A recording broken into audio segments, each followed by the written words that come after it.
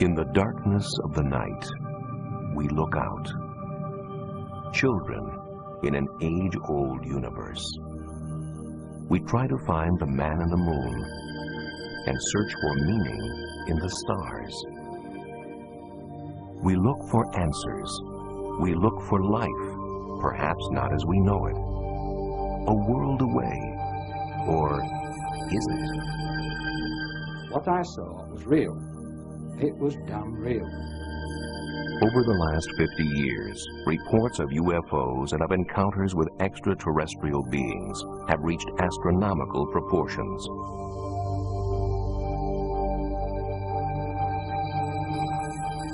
Can these reports be explained as hoaxes? It was quite easy to reproduce these pictures. As natural phenomena? Are secret military craft being confused with UFOs? I've seen a silver flying dome in the sky that was unidentifiable. Are these sightings all in our minds? Or is there intelligent life beyond us? And are aliens closer than we think?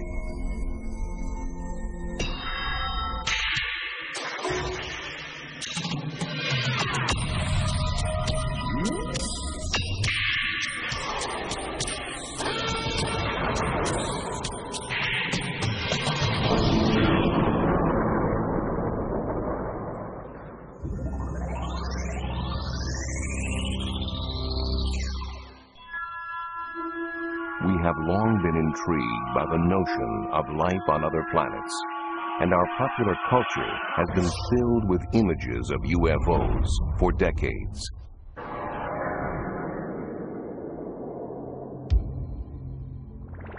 But the first widespread documented sightings of UFOs in the real world came in the closing months of World War II.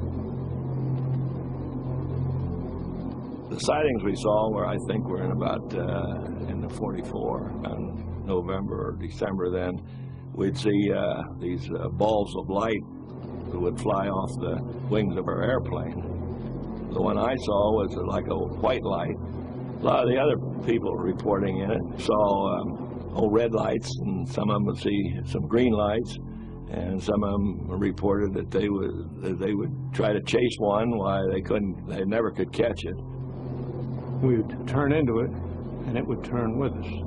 And we'd turn away from it, and it would still turn with us.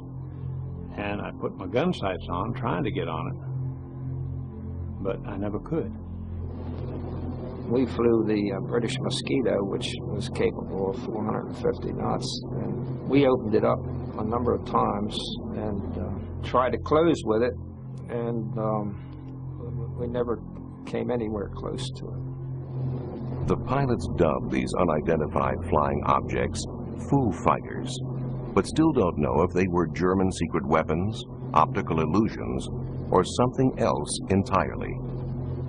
I think the book is open on whether it was imagination, hallucination, or really extraterrestrial or German ground control object. But I haven't seen anything in 50 years that changed the perception of what they were other than unidentified flying objects.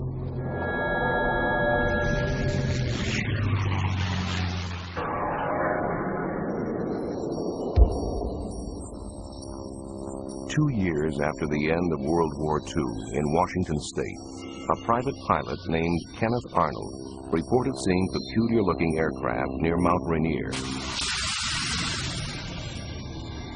The craft appeared to wobble and flip and were flying faster than any Arnold had ever seen.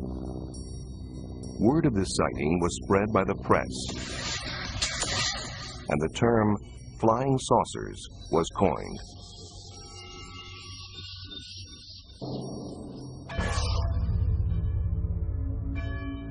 Although life in post-war America seemed tranquil enough, such reports of unidentified flying objects began to multiply.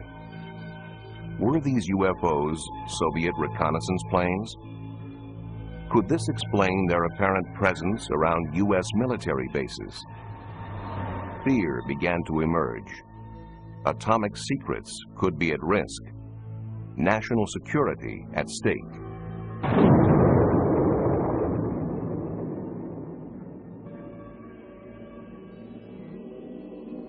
Given their potential significance, UFO reports and rare films from witnesses did not go to the police or scientists. Rather, for 22 years, they were collected as part of Project Blue Book for Air Force investigation. The head of the project explained why. First of all, to try to determine if the UFO phenomena presents a threat to the security of the United States. And second, to determine if the UFO phenomena exhibits any technological advances which could be channeled into research and development. Finally, in 1969, the files were closed. The Air Force conclusion? No threat and poor data. They looked at 3,201 sightings. They categorized every single one. They did a quality evaluation of every single one. And what they found was 21% of the 3,201 cases that they examined had to be listed as unknowns, completely separate and distinct from the 10% that were listed as insufficient information. They found that the better the quality of the sighting, the more likely to be an unknown. And yet, what did the Secretary of the Air Force say to the public? He said that on the basis of this report, we believe that no objects such as those properly described as flying saucers have overflown the United States. Still, many remained unconvinced by the official government findings, and their disbelief seemed to find support for a time in 1987. It was then that British researcher Tim Good laid his hands on a briefing document which was addressed to President-elect Dwight D. Eisenhower and dated November 1952. The papers appear to reveal the U.S. government's clandestine recovery of aliens after the 1947 crash of an airborne object in New Mexico. Those in charge of the recovery were called the Majestic 12. According to this document, a local rancher reported finding a flying saucer that had crashed 75 miles northwest of Roswell Army Airfield. During the recovery, 4 dead aliens were supposedly found. Their remains were allegedly removed and sent to several different locations to be analyzed. There was no question that the importance of these documents was monumental. I mean, nothing like it before had surfaced. It's dynamite. Proves there are flying saucers, alien visitors, the whole business. The implication is, 1, Earth is being visited by extraterrestrial spacecraft. 2, the government has known not only that that is true in the abstract, but has had pieces of wreckage and bodies of extraterrestrials since at least 1947. But not everyone was as sure. Within about 10 minutes of seeing the documents, based upon my research into UFO documents up to that time, I knew these things weren't real. Among the documents Tim Good received was a memorandum from President Truman to his Secretary of Defense. Critics claim that his signature is identical to that on another document, a problem for document analysts. Now, anyone familiar with forensic document analysis knows that a person signing their name never signs it twice in the exact same way. And that suggested to us that the signature from the later genuine non-UFO document was cut out by the forger and pasted onto this false executive order to lend an air of authenticity to it.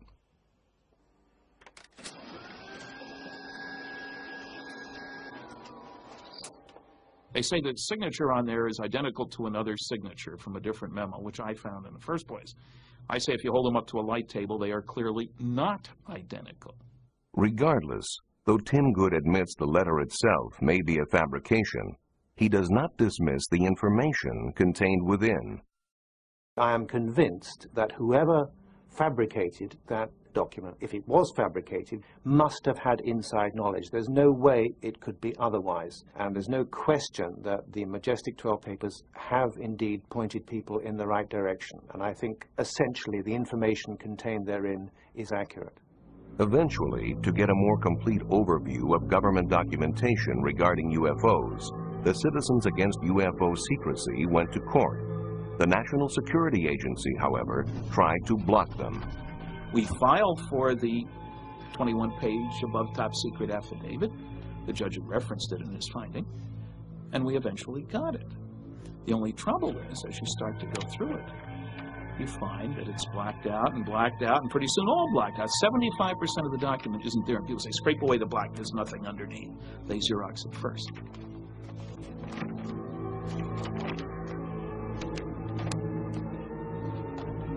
The cover-up alone is proven by the released documents, released by agencies such as the FBI, who denied any involvement in UFO research until the Freedom of Information Act showed that they'd been lying. They released 1,100 pages of documents.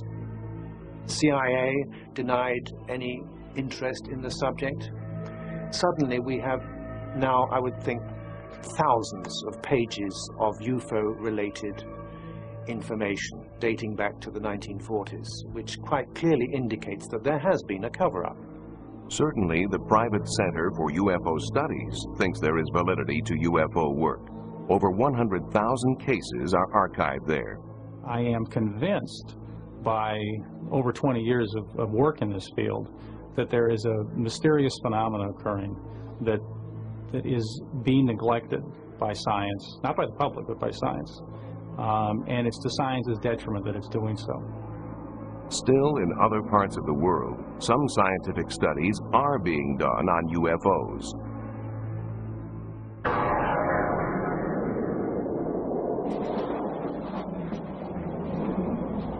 In March 1990, in the former Soviet Union, fighter planes scrambled to investigate pulsing lights northeast of Moscow.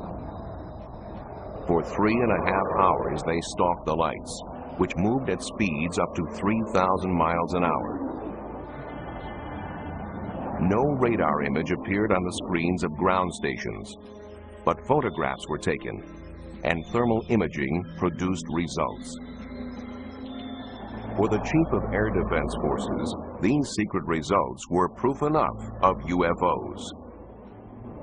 Though journalists are asking if there are other sightings,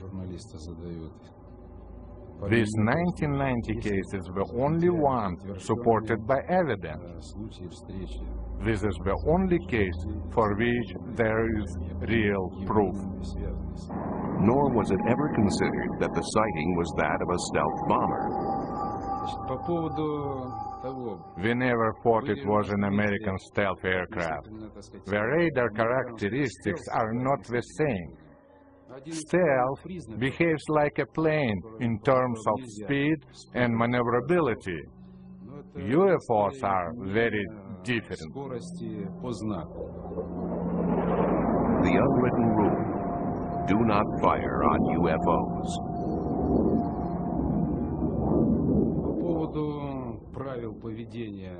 As far as official instructions are concerned, we in air defense have certain unwritten rules that mean we do not fire at UFOs. From 1977 on, an official Soviet Ministry of Defense study has collected hundreds of reports of UFOs, reportedly to gain alien technology for military use.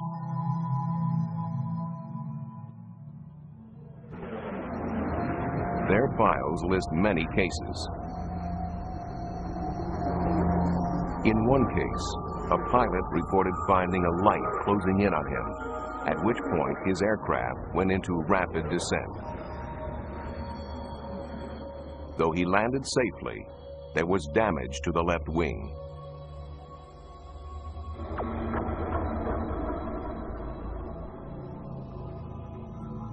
Never before seen in the West, this amateur footage purports to show a UFO over the parliament in Vilnius, capital of Lithuania.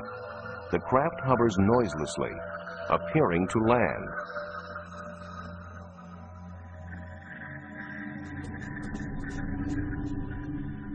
At dawn the next morning, local militia videotaped this nearby.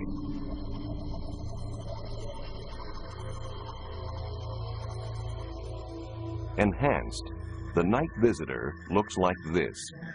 It moves unlike a normal helicopter or plane.